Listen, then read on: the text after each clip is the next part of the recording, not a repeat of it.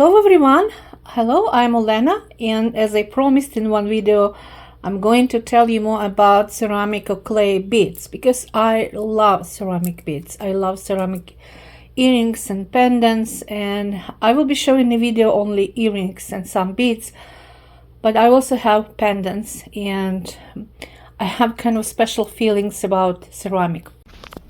People in the past, many years ago, many centuries ago, probably 40,000-50,000 years ago, were using some decoration for their hair and clothes, and sometimes some other like household items, and hardly used as some jewelry, but step by step it became a part of the costumes of the ethnic differences, and that's why people start using different types of decorations, including beads. And in the past, what they used bone, they used shell, wood, of course stones, and sometimes just regular stones, small one, not necessarily gemstones. But step by step they start using any other types of beads. And ceramic came, I guess, together with glass beads almost the same time. And we know they were used in all ancient Egypt, like approximately 5,500 years ago. Sonia, I'm creating a video. I'm sorry. Yes, so please don't disturb me. You're not hungry. You're not hungry. Look at Nanook, okay? So please don't disturb me. So at that time, this old type of beads was called faience. Faience means in Egyptian it's like fine glazed pottery beads. And this is not from Egypt. This is like modern one. But again, it's something like they used in the past as well. And this bead has no hole. That's why we can say that origin of ceramics or clay beads probably Egypt, in Mesopotamia. And they used what they used. They used clay, soda, lime, silica.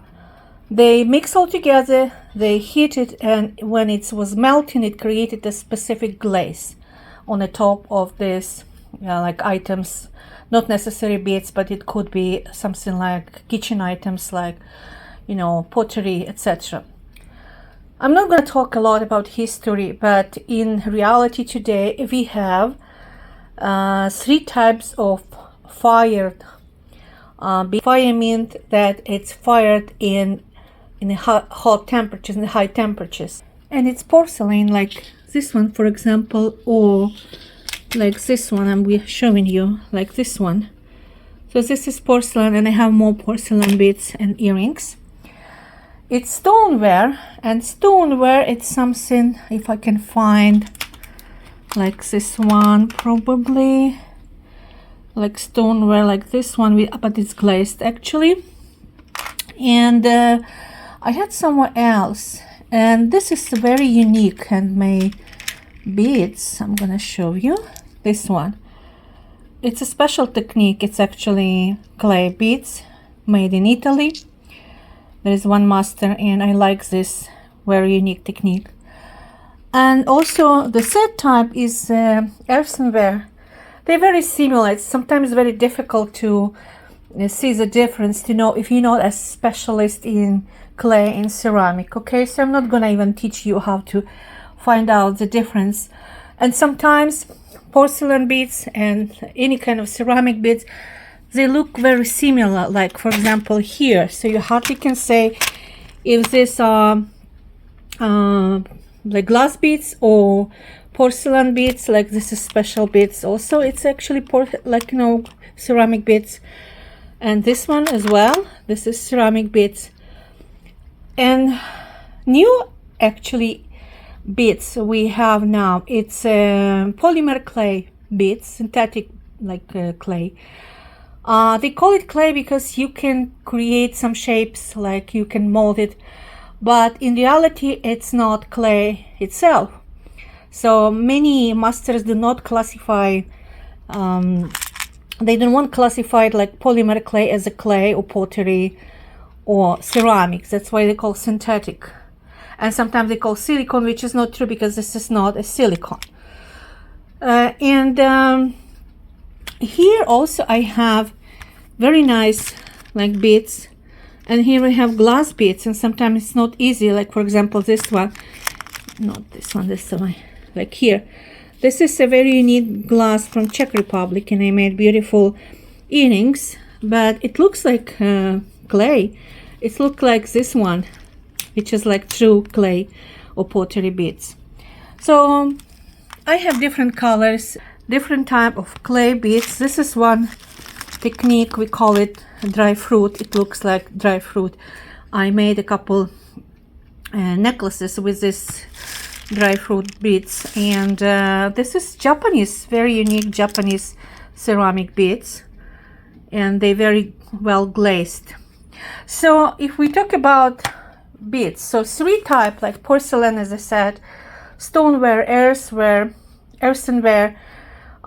It's three type of beads. They have to be fired in a special like stove, we call it kiln, and it's special furnace actually, and it's a very high temperatures, but also we have now on the market clay that you can dry and do not use stove, and then glaze it.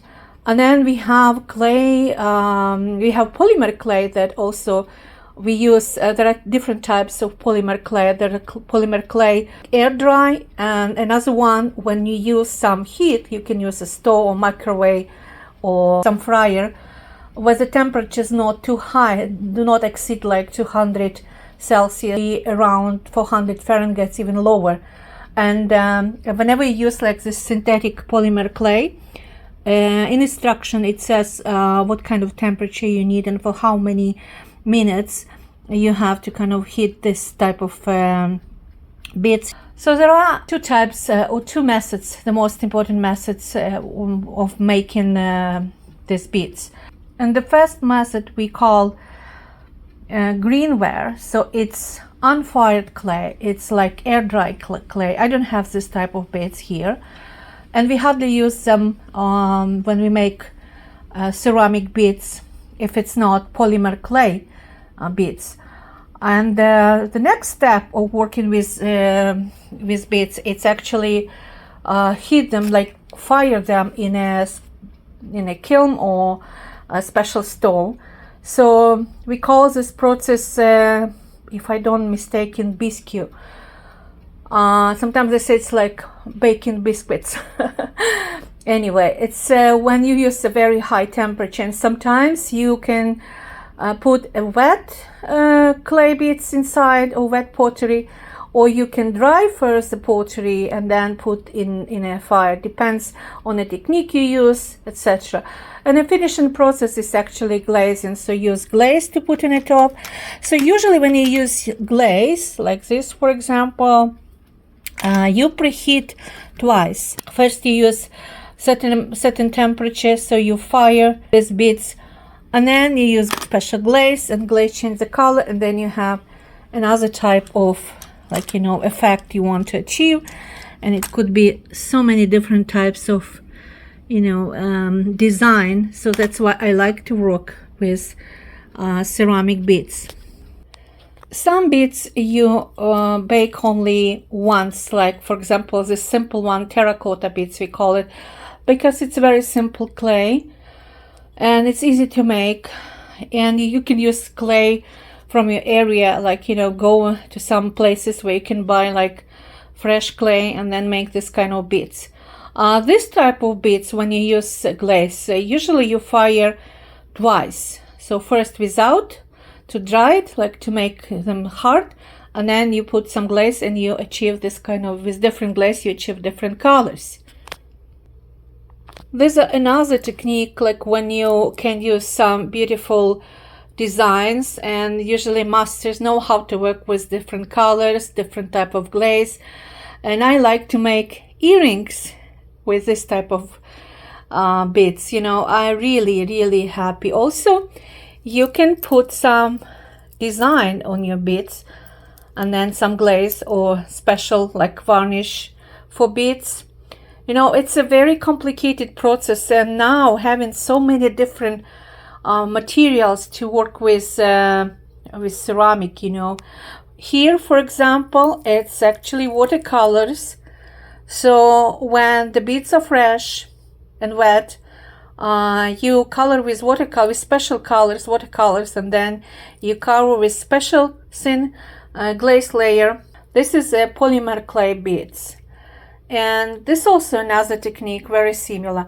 Oh, and I forgot to mention raku pottery methods. It's a little bit different. It's when you preheat the beads and then you put in a high temperature, you bake like a very short time. I don't have this type of beads at the moment in front of me, but I saw them, you can buy them. And this is synthetic polymer clay. This is lava stone. But again, here you have two types of clay beads. So you have a simple one, and then you have glazed vase, like glazed one. And here you have actually three types, porcelain beads. And here we have Japanese clay beads. It's hardly kind of to distinguish from glass. And here we have a beautiful polymer clay beads, and this one is a porcelain. Actually, it's a vintage porcelain beads, very nice. And I use for this type of earrings, I usually use copper, I use brass, yeah, because it looks better like copper, more simple, I would say, a more earthy type of metal. And of course I use gold. This is 18 karat gold plated hooks. And I use silver as well, depends on the colors. Minus of this type of earrings and beads, they might be heavy. Also, they breakable. You can break them much easier than glass beads. But at the same time, look at this beauty, and people are willing to pay money to have something unique, unusual. This is all, it's actually ceramic beads. This is not glass. It's glazed ceramic. And it's very nice. I bought this beads to create earrings for my daughter because she likes owls. Sometimes I can look at these beautiful beads, handmade beads, and I can see how much love is in this creation. The real masters, they actually put a lot of love, a lot of work to create these beautiful beads. And here at my display, I also want to show you some ceramic beads. This is, for example, this is a polymer clay, very nice. As you can see, vibrant colors. Porcelain very beautiful with some handmade glass beads. A very nice ceramic beads with some lava beads. This beautiful glazed beads from Greece.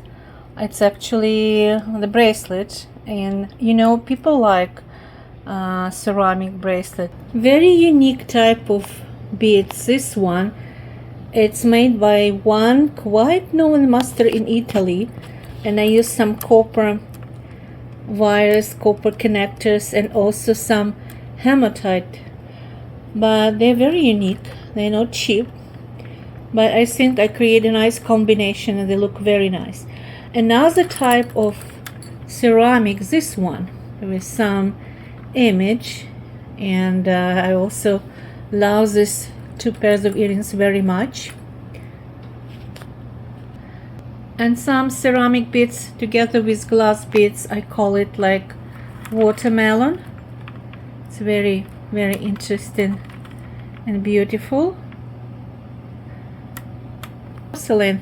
This is a shell beads, and this is vintage porcelain. Very, very nice with check crystals.